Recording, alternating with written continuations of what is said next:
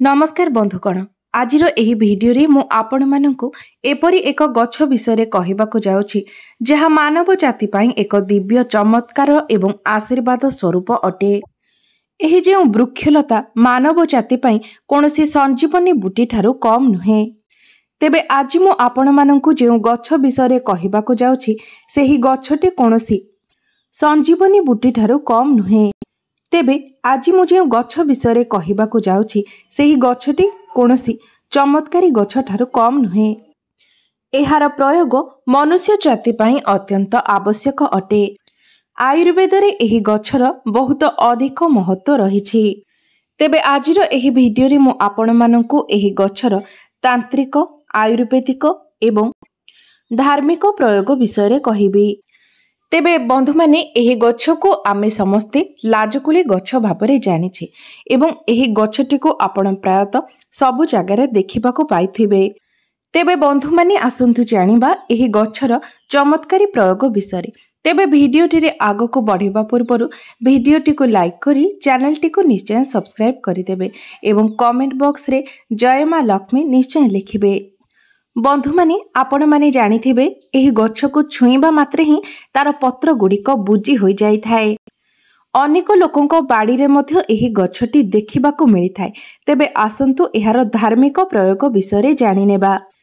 एही गछटी जेउ घरे रही थाए सेही घर उपरे तंत्र मंत्रर कोनोसी प्रभाव पड़ी न थाए। तेबे आपण जदि एही गछटी को निज बाड़ी रे लगांती निज बाड़ी रे रखंती तेबे आपणको घर उपरे तंत्र मंत्रर कोनोसी भी प्रभाव पड़िबो नाही। एही गछटी तंत्र शक्ति को निज आड़को शोषि नै थाए। बंधु माने किछि एपरि व्यक्ति थांती जेउ मानकर खराब नजर आम घर उपरे पड़ी थाए। तेबे कोनोसी भी खराब दृष्टि ठारू निज घर को बंचाइबा पई हेले आपण निज घरे एही गछटी को निश्चय लगांतु। एही गछटी समस्त प्रकारर खराब शक्ति को निज आड़को आकर्षित करि देई थाए, जहा फलरे कोनोसी भी खराब शक्तिर प्रभाव आमर घर उपरे पड़ी न थाए। एहार द्वितीय फायदा हेउछि एहा आम घरर समस्त वास्तु दोष गुडी को नष्ट करि थाए। जदि गृहर कोनोसी व्यक्तिंकर कंठ दोष थाए तेबे एही गछटी आमर घर परिसर मध्यरे रहिबा द्वारा कंठ दोष मध्य दूर होई जाई थाए। एहार चेर को जदि आपण ताबिज रे भर्ती करी धारण करंती तेबे काशजनित समस्त समस्या मध्य दूर होई थाए। तेबे आपणकर जदि काशजनित कोनोसी समस्या थाए तेबे एहार चेर को आपण लाल कपड़ा रे बांधी रविवार दिन ही धारण करंतु। आपणको बहुत जल्दी ही एहार लाभ प्राप्त हेबो। तत्काल ही आपणको काश संबंधित रोगरु मुक्ति मिलिबो। एहा परे एहाको निजर आत्मरक्षा पाई मध्य व्यवहार करा जाय थाए। जदि आपणको उपरे कहार खराब नजर किंबा कला शक्तिर प्रभाव रही जाय थाए तेबे एही सबु खराब नजर बंचिबा पाई आपण निजर शरीरर चारिपटे जो मौली धागा रही थाए नाली एवं हलदियार जो सूता आमे पूजा रे व्यवहार करि थाउ ताकू निज शरीर चारिपटे 7 थर बुलाई नियंतु। तापरे सेही सूता को नहीं आपण सेही लाजकुली गछरे बांधी दियंतु। एपरि करिबा द्वारा आपणको उपरे जो खराब नजर किंबा नकारात्मक शक्तिर प्रभाव रही थाए ताहा संपूर्ण रूप से कटि जाय थाए। बंधु माने गछलतारे बहुत अलौकिक शक्ति रही थाए। प्राचीन कालरु ही आमे माने गछ को देवा देवी सदृश पूजा करि थाउ एवं वैज्ञानिक दृष्टिकोणरु मध्य एही गछलता गुड़िक आम बंचिबार आधार अटंती। कारण गछलता पाई ही एही जीव जगत तिष्ठि रही पारिछि। बिना गछलतारे आमे मध्य बंचिबा असंभव अटे। मात्र ज्योतिष शास्त्र रे किछि एमिति गछ विषय मध्य कुहा जायछि जे गछ गुड़िक आपण निज गृह रे लगाइबा द्वारा आपणकर धन वृद्धि होई थाए। एहा सहित एपरि किछि गछ रहिछि जे गछ गुड़िक आपणकर दुर्भाग्यर मध्य कारण होई थाए। सेहीपरि गोटे गछ हेउछि मनी प्लांट गछ, जहाको आमे मानी समस्ते बहुत शुभ बोली मानि थाउ। एपरि मान्यता रहिछि जे आमे घरे मनी प्लांट गछ लगाइबा द्वारा आमको मां लक्ष्मीकर आशीर्वाद प्राप्त होई थाए, जहा फलरे आमर आर्थिक स्थिति सुदृढ़ होई थाए। तेबे आपण मनी प्लांट भली जदि लाजकुली गछ को मध्य घरे लगांती जेउ दिन ही आपण एही गछ को निज घरे लगाइबे आपण देखि पारिबे जे सेही दिन ठारू आपणकर आध्यात्मिक उन्नति हेबाको लागिबो। धीरे धीरे आपणकर एवं आपणक परिवारर सदस्य मानकर उन्नति हेबाकु लागिब एवं विभिन्न दिगरु आपणक गृहकु अर्थर मध्य आगमन हेबो। तेबे आसंतु एबे जानि नेबा एही गछर आयुर्वेदिक प्रयोग विषय रे। तेबे जदि कोनोसी व्यक्तिंकर अर्श किंबा मलकटंक भली समस्या रहिछि एवं मलत्याग करने समय रक्त पड़ुछि तेबे एही सबु समस्या गुड़िक बेले बेले औषध द्वारा मध्य ठीक होई न थाए। तेबे आपण माने जदि औषध सहित एही गछर प्रयोग करंती तेबे आपणको बहुत शीघ्र ही लाभ प्राप्त होई थाए। तेबे 3 ग्राम लाजकुली लतार चेरर चूर्ण को आपण जदि दही सहित सेवन करंती एवं दिन में 2 थर सकाळ समय एवं संध्या समय 2 थर एहाको सेवन करंती तेबे अर्श मलकंटक भली समस्या गुड़िक जल्दी ही शेष हो जाई थाए।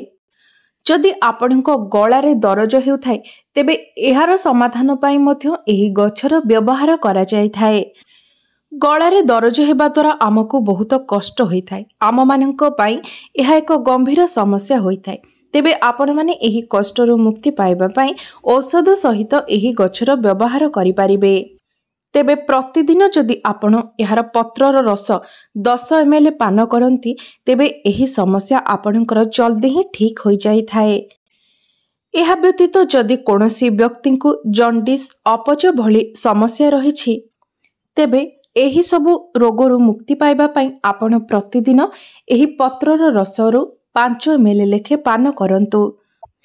तेबे आपणकर घर परिवार रे जदि कहार एही बोली किछि समस्या रहिछि तेबे प्रतिदिन आपण एहार पत्रर रसरू 5 ml लेखाई पान करंतु। तेबे आपण जदि 5 ml लेखाए मात्र 5 दिन एहाको पान करंती तेबे जॉन्डिस भली रोग मूलरू ही शेष हो जाई थाए। आपण माने जानती जेतेबेले कोनोसी व्यक्ति को कंकड़ा बिछा कामुड़ी देई थाए सेतेबेले एहा बहुत जंत्रणा देई थाए। तेबे एही जंत्रणार मुक्ति पाइबा पई आपण माने जदि लाजकुली रो पत्र एवं चेर को पेशी एक पेस्ट बनाई सेही जगारे लेप दियंती। लेप देबा उपरे परे ता उपरे एक कपड़ा बांधी दियंतु। देखिबे 15 रु 20 मिनिट भितरे सेही जंत्रणा संपूर्ण रूप से कमी जिवो। घा भली समस्या पाई मध्य एहा लाभदायक होइथाए। बेले बेले जो मानकु डायबिटीज होइथाए सेमानकर शरीर रे एही घा भली समस्या देखिबाकू मिलिथाए। जदि कोनोसी कारणरू सेमानक शरीर रे घा होए तेबे ताहा सुखिबाकू बहुत समय लागिथाए। बेले बेले सेही घा सुखी मध्य नथाए। तेबे एही सबु समस्या रु मुक्ति पाइबा पाई आपण एही गछर व्यवहार करि पारिबे। सेथिपाई आपण लाजकुली गछर मंजीर चूर्ण करनियंतु एवं सेही चूर्ण को सेही घारे लगांतु। देखिबे एपरी करिबा द्वारा जल्दी ही घाटी सुखी जिवो। बंधु माने डायबिटीज रो समस्या एक गंभीर समस्या होइथाय एवं आजिरो जुगरे प्राय समस्तंक मध्यरे एही डायबिटीज रोगटी देखिबाकू मिलुछि। तेबे डायबिटीज रोग को दूर करिबा पई एही गछटी रामबाण सदृश होइथाय।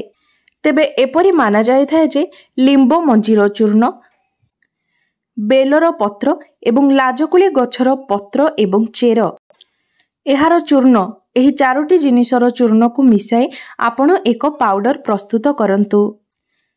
तेबे एही पाउडर को आपण प्रतिदिन सकाळ समय एवं संध्या समय खाली पेटरे 1 चामच एही पाउडर ने पानी रे मिसाई पी दियंतु। एहाको सेवन करबा द्वारा आपणकर सुगार भली समस्या कंट्रोल होई जिवो। तेबे आसंतु एबे एहार तांत्रिक प्रयोग विषय जानि नेबा। तेबे बंधु माने एपरी माना जाए जे एहार चेर को धारण करबा द्वारा सम्मोहन शक्तिर विकास होइथाए।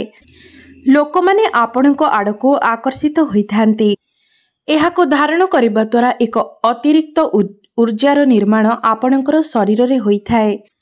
आपणको एपरी अनुभव होइथाए जे कोनोसी दैवी शक्ति जेपरी आपणकर आध्यात्मिक उन्नति को बढ़े वृद्धि करबाको देउछंती। एहार चेर को धारण करबा द्वारा आपणको प्रत्येक कार्य रे सफलता मिलिथाए। जीवन रे आपण जे कोनोसी भी कार्य आरंभ करिथांती सेही कार्य को आपण संपूर्ण रूप रे पूर्ण करि पारिथांती। ଏବଂ ଗୃହକୁ ବିଭିନ୍ନ ଦିଗରୁ ଧନର ଆଗମନ ମଧ୍ୟ ହୋଇଥାଏ। ତେବେ ବନ୍ଧୁମାନେ, ମୋର ଏହି ଭିଡ଼ିଓଟି ଯଦି ଆପଣମାନଙ୍କୁ ଭଲ ଲାଗିଥାଏ ତେବେ ଭିଡ଼ିଓଟିକୁ ଲାଇକ୍ କରି ଚ୍ୟାନେଲଟିକୁ ନିଶ୍ଚୟ ସବସ୍କ୍ରାଇବ୍ କରିଦେବେ ଏବଂ କମେଣ୍ଟ ବକ୍ସରେ ଜୟ ମା ଲକ୍ଷ୍ମୀ ନିଶ୍ଚୟ ଲେଖିବେ।